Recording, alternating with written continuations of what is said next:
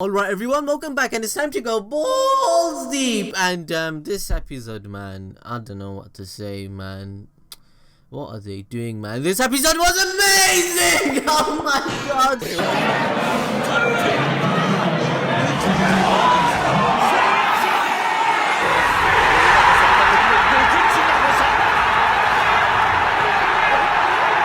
This was a good pre-up episode for the arc. I love Kakashi, I love Guy, I actually like Mirai Sarutobi, I like her development in this episode. Some people are gonna argue this episode was kind of fillerish, but at least it has some source material and is from the novel, it's canon. It's something the Boruto writers have at least, that's why the episode was so entertaining. And if you are a Kakashi fan, you are a Guy fan, it's just so much fan service in this episode. It actually made me laugh out loud. So let's cue the intro, let's do a discussion.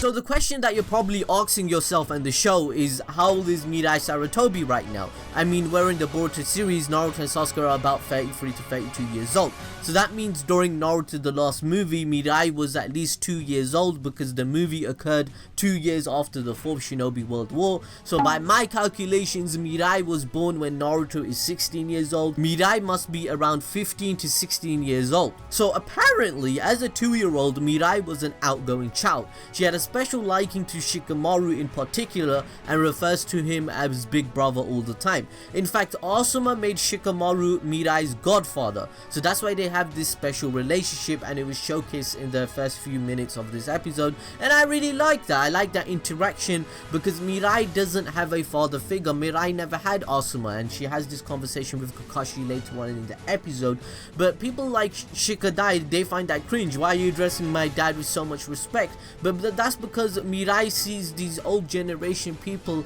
as her foundation, as her role models, as people that she looks up to and wants to become. All these guys are legends to her because she's a tiny bit older. She grew up with them. She respects them even more because she needs a father figure role in her life, right? It makes sense. So when Mirai was young and she was a baby, she had the habit of giving people nicknames. For example, she did this for Akamaru and Kiba, mixing their names into one because they're together all the time. She called them Kibamaru. She used to call Shino Uncle Buggy too, because when she was younger, everyone used to go to Shikamaru's house. They used to hang out, they used to look after her. She was an aspiring shinobi, she wanted to be like a father, so she had all the interactions with the older generation. That's why she respects them so much more and knows all their stories more so than the new generation, which is Boruto. So Mirai at the end of the episode questions the shinobi world and admits, you know, that they can't be better than the previous generation because all they do is petty slice of life stuff. And this is music to Boruto haters' ears, let's be honest.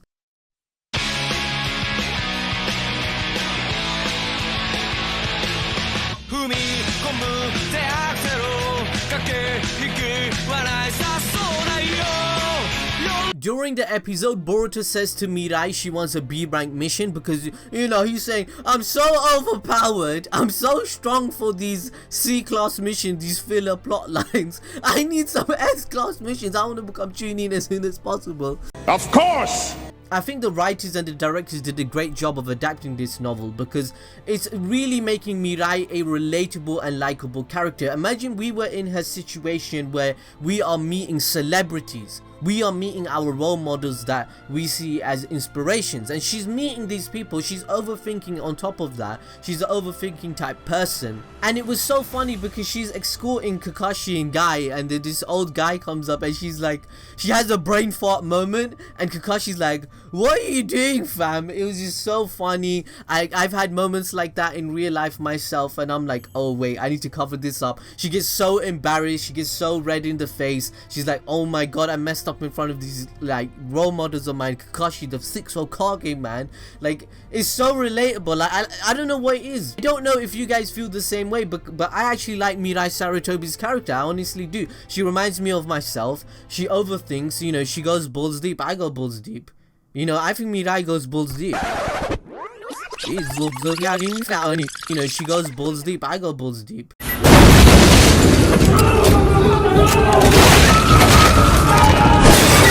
Basically, what I'm trying to say is the episode does a good job of making her overthinking personality shine through and establish her character. They make her quirkiness and gag done right. She's gonna overcome this problem of overthinking all the time, because right now she's questioning what's the point of a shinobi, and all of us are thinking that too right now. okay. But at the end of this arc, she's gonna rekindle her spirits. This is great writing. The thing is, the Naruto novels, they have above average writing. I have to admit that. When you read the novels, they're not, some Boruto episodes are utter trash. Let's admit that, guys. The cat episode was utter trash. Last week's episode was utter trash. But the novels, they have above average tier writing. So when they adapt this shit, it actually comes out decent. So it's above average episode. So if you're a fan of Kakashi and Guy, you know, it's so funny seeing these two be together. They are in their old age. And Kakashi, you know, he's chilling. He's not even bothered because he's on holiday and this is his break. These civilians are utter fodder to him, so obviously Mirai is gonna do his job for him. Like, these two are so troll, and they troll the shit out of Mirai when she comes back, and they joke about it as if, you know, they get pickpocketed. They knew it was gonna happen, but Kakashi let it happen to teach Mirai a lesson. That's what I think. So it's like FBI cop movies that you see. They are testing the new guy. They are testing Mirai to see her attitude and what she does. And I think Kakashi expected Mirai to lecture them afterwards and be like, why are you chilling? And then they're like, oh, here we go again. She's angry. It's so funny. It's so funny because Mirai respects them so much as she doesn't know what's going on. And Kakashi teaches her a lesson. I like that about Kakashi. He's such a great sensei. I mean, the best part of the episode is when Guy and Kakashi, they read 18 plus each books that Jiraiya wrote, and you know, it's so funny. Then they go to the tree and Kakashi gets so happy because it's the tree from the book, and they're talking about 18 plus stuff. Then Mirai's like, let me read that book. And they're like, fam, you're not reading that shit, bro, you're too young. Guy gives her a training book instead. Bro, fam, you need to watch this episode just for this moment. Like, I genuinely laughed. This arc has a great storyline and premise that has been established already. Now, I don't want to spoil everything, but at the end of the episode, they say they're going to the same land where Hidan is from. Now, you guys are probably thinking, is Hidan still alive? Remember when Shikamaru put him underground, he has immortality, right?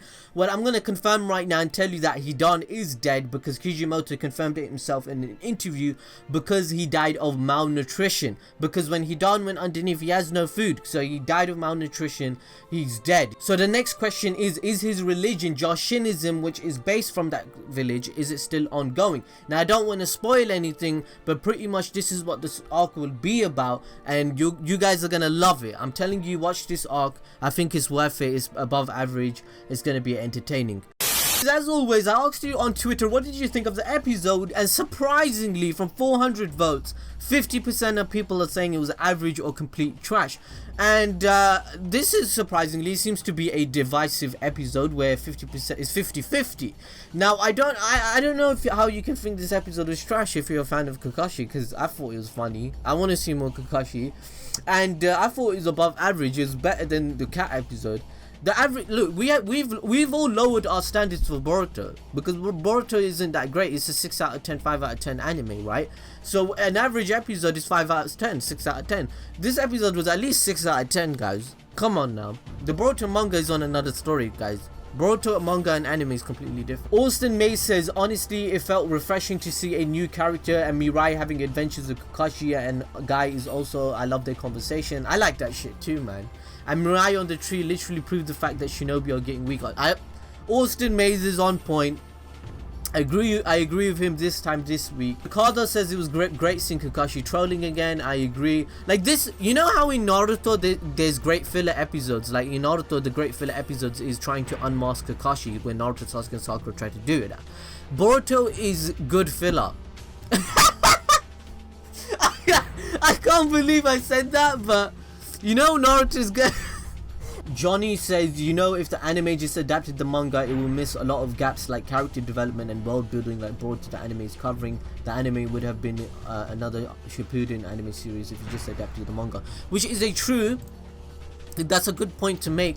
But then, you know, you can, realistically speaking, you can make Boruto a 60 episode anime and then adapt the manga if you did it right and correctly. You could do, we're not saying that you can't do world building and character development properly within 60 to 80 episodes. We're at episode 106 and it still feels like we're getting good filler arcs. Anyway guys, I hope you enjoyed the video. Join me next time as always tomorrow for Samurai 8 review. I hope I see you guys there. And we have another Boruto theory coming out on Thursday or Wednesday, and I'll see you guys next time.